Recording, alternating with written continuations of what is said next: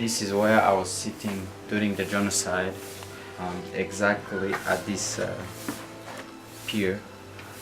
And I was exactly over here when my grandmother was hit by a grenade over here. She was trying to join people who was worshiping, wanting to die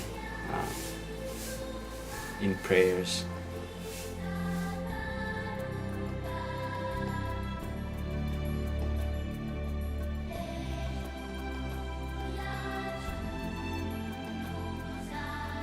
Over the course of getting to know Serge, we began to see the various layers of his life, and he had quite a story to tell. He was a genocide survivor, had come to school with a heart that had really been injured, and God used so many experiences in Abilene, and I think it was clearly the work of God that his heart was touched in such a way that God restored Serge's faith in people, his faith in God.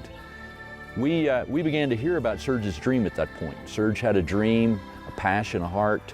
He wanted to return to Africa. He never wavered in his commitment to return to Rwanda, his home, and he wanted to minister to children who had had experiences very much like his, where they had been put in positions of great risk, where they had been overlooked, where they'd been injured. That was his heart, his passion. We began to talk and pray. One of the things that we wanted to do was set up an organization, a nonprofit entity that would help Serge as far as sustaining funding. And that became the genesis for Rwanda Children. The first group of children that were placed in the Rwanda Children home came from a village. These children came, and most of them were coming from very difficult situations.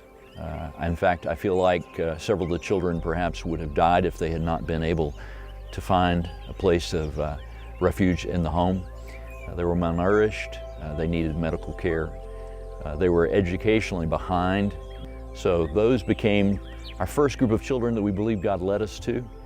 We had visited one of the local hospitals and saw a child that was just laying in a bed, and we asked what was wrong, and we were told by the child's mother that the child was not able to receive medical care because they had been unable to pay their bill. We paid the balance. It was in American dollars, $31. And that was the amount that was going to cause this child to die.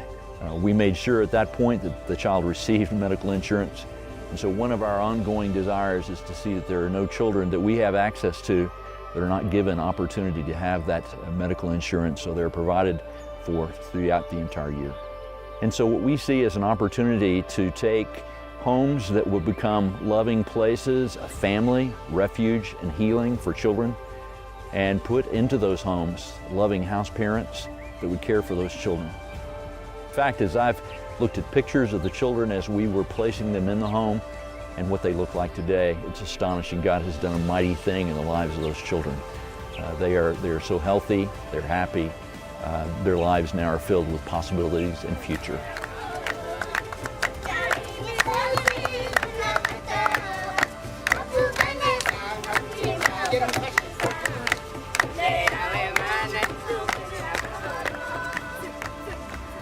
We feel like the primary mission of Rwanda Children is for those overlooked, at-risk, marginalized children, to provide them a place of family and hope, and refuge, where they can grow into the people that God has created them to be, providing them a place, providing them education, and providing them insurance for a healthy life.